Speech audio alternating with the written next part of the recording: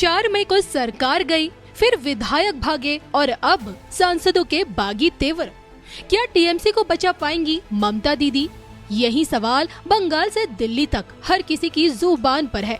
बंगाल में शुवेंदु सरकार बने 1 महीना पूरा हो चुका है, लेकिन सियासी ड्रामा अब तक जारी है।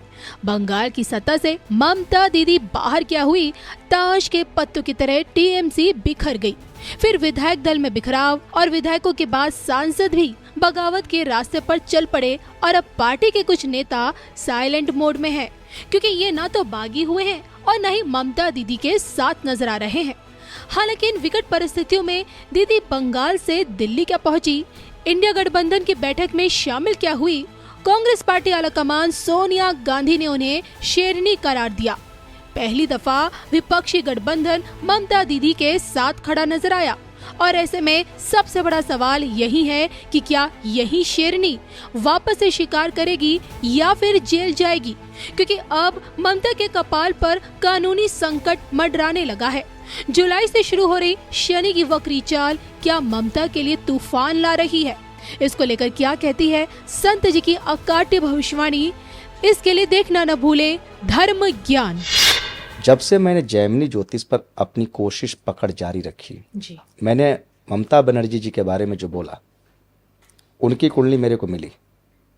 मैं सबसे कहता हूँ टाइम ना भी हो चलेगा, डेट ऑफ बर्थ में चंद्रमा चेंज ना करता। सॉफ्टवेयर जो कंप्यूटर में जो इंटरनेट पर है ममता का, वो डेट ऑफ बर्थ अलग है, ओरिजिनल डेट ऑफ बर्थ अलग है। ओरिजिनल डेट ऑफ बर्थ में इनकी धनुराशि, सॉफ्टवेयर जो हैं इंटरनेट पर उसमें इनका रात तक 1 बजे तक मेष राशि है, उसके बाद वृषभ राशि होती है। कंफ्यूजन था। जब ओरिजिनल डेट ऑफ बर्थ मिला तो मैंने बोल रखा है कि नवंबर दिसंबर तक इनकी पार्टी राज्यसभा टूटेगी, लेकिन मैं कम देख रहा हूँ, उससे ज़्यादा हो रहा है। मुझे लगता है कि इनकी पार्टी 1 से 2 महीना में लोकसभा, राज्यसभा, विधानसभा तीनों टूट जाएगी। पश्चिम बंगाल में इतना गुस्सा है जी, इतना गुस्सा है कि आज अगर ममता बनर्जी बिना सुरक्षा गार्ड के निकल जाए तो जनता उन्हें मृत घोषित कर देगी। अभिषेक बनर्जी के साथ जो हुआ वो जेल जाएंगे, मैं तो बोल रखा है 15 जुलाई के बाद वो जेल जाएंगे। जब इंसान का समय खराब होता है तो उस घटनाएं बड़ी तेजी से घटती हैं। मैं हमेशा किसी के लिए अगर नेगेटिव घटना है तो उसको अंतिम समय देता हूं, कब तक बुरा होगा। मैंने अभिषेक बनर्जी के लिए 15 जुलाई बोला, यहां तक कि जेल जाएंगे। ममता बनर्जी जी का राजनीतिक पतन तो हो गया। कहते हैं कि सियासत में जब हार होती है तो शान जाती है और युद्ध में जब हार होती है तो जान जाती है। सियासत में इनकी हार हो चुकी है। इनको भी पता है कि जनता नाराज है और जनता हमारे खिलाफ खड़ी है और आने वाला वक्त, अभी इनकी शनि की ढैया चल रही है और ये शनि की ढैया मई 2027 में कुछ दिन के लिए हटेगी और फिर वापस आएगी, फरवरी 2028 तक रहेगी। मैंने इसी को ध्यान में रखकर बोला था कि 2026 में राज्यसभा टूटेगी, 100% टूटेगी और 2028 में लोकसभा टूटेगी। 2029 का जो लोकसभा है, मैं आज भविष्यवाणी दे रहा हूं, जो कुंडली पर मैंने एक बार रिजल्ट दे दिया जी। वो कुंडली मेरी गुलाम है और ममता बनर्जी की कुंडली पर मैंने रिजल्ट दे दिया। 16 साल का इनका राजयोग चला, राजयोग में उत्पात मचाई, जनता त्रस्त हो गई। राजयोग समाप्त हुआ तो इनका पूरा सब कुछ चकनाचूर हो गया। जैसे महाभारत के युद्ध में अर्जुन के रथ पर हनुमान जी बैठे थे और जब महाभारत का युद्ध समाप्त हुआ तो भगवान कृष्ण ने जब अर्जुन के अभिमान को दूर करने के लिए कर्ण जब एक बाण चलाता था तो उनका रथ 3 कदम दूर जाता था और जब अर्जुन बाण चलाते थे तो कर्ण का रथ 1 मील दूर जाता था। तो जब कर्ण का रथ 1 मील दूर जाता था तो कृष्ण बोलते थे बाह कर्ण बाह। यह बात अर्जुन को अच्छी नहीं लग रही थी। जब महाभारत का युद्ध समाप्त हुआ, यह बात अर्जुन ने कृष्ण से कही तो कृष्ण ने कहा कि ठीक है, हनुमान जी को बोले कि आप इनके रथ से उतर जाइए। और जब हनुमान जी उनके रथ से उतरे तो अर्जुन का रथ जल के भस्म हो गया।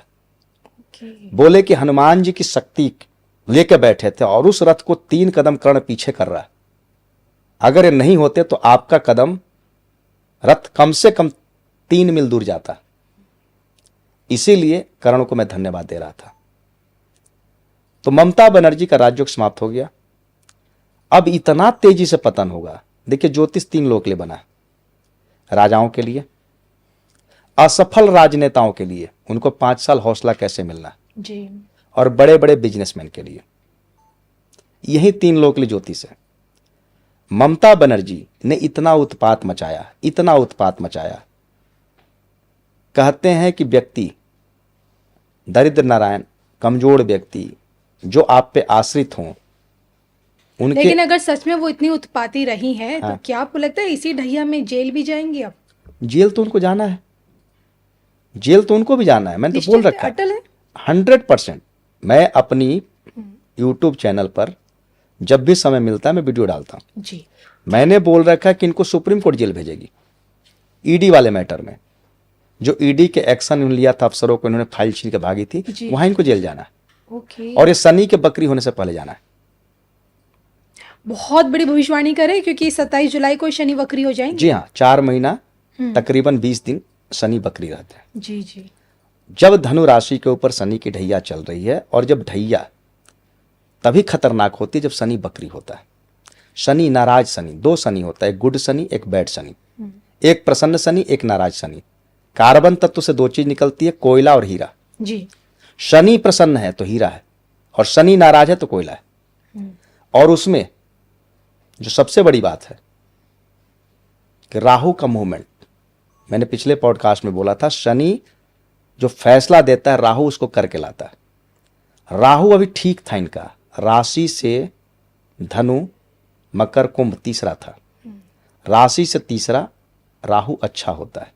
इसीलिए इनको 80 सीट मिल गई, इसीलिए इनको 40% वोट मिल गया। आज अगर चुनाव करा दें, आज जिस तरह चुनाव हुआ था उसी तरह चुनाव करा दें, इनको 15 सीट नहीं मिलेगी, 15, और इनके वोट परसेंट भी 20% से नीचे ही रहेंगे। अभी जब राहु चेंज करेगा दिसंबर 2026 में, तो राशि से दूसरा राहु हो जाएगा। इसको 4.5 ही बोलते हैं। जैसे शनि चंद्रमा से आगे पीछे होता 7.5 ही लगती है, उसी तरह चंद्रमा से आगे पीछे जब राहु जाता 4.5 ही होती है। बहुत बुरा वक्त आने वाला है।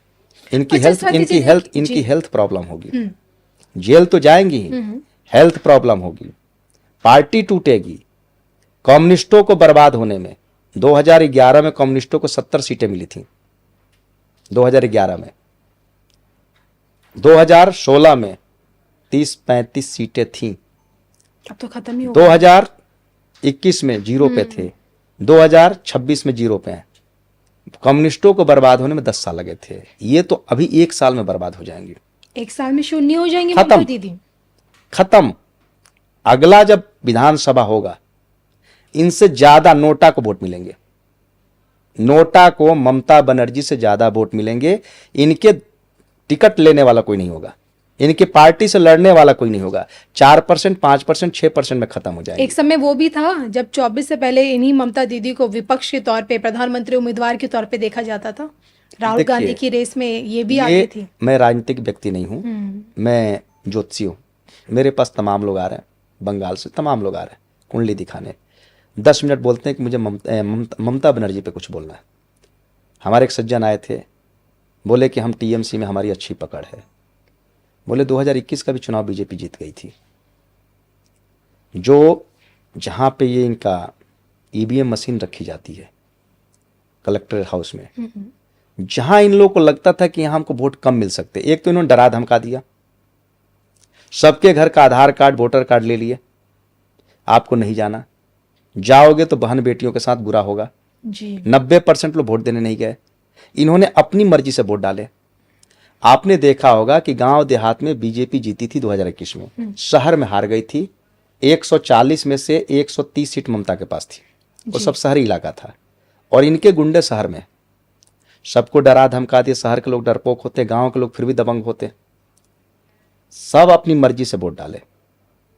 फिर भी उनको कहीं डाउट रहा कि कहीं चुपके से कोई जाके कमल को ना दे दिया हो। इन्होंने स्ट्रांग रूम में बिजली 2-2 घंटे गायब करके अपने हिसाब से वोट इधर से उधर किए।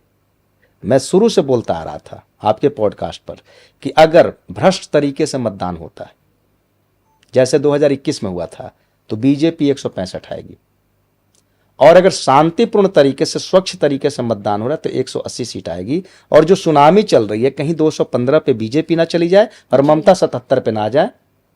तो ममता 80 के आसपास है, बीजेपी 215 की जगह 210 पे, क्योंकि 220 सीटों पर लड़के आप 215 नहीं जीत सकते थे।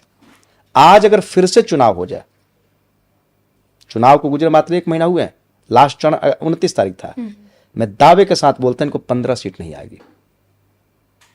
चलिए, आपका सबसे बड़ा दावा कहें या भविष्यवाणी कहें कि शनि की इसी वक्री चाल में दीदी की जेल यात्रा भी शुरू हो जाएगी।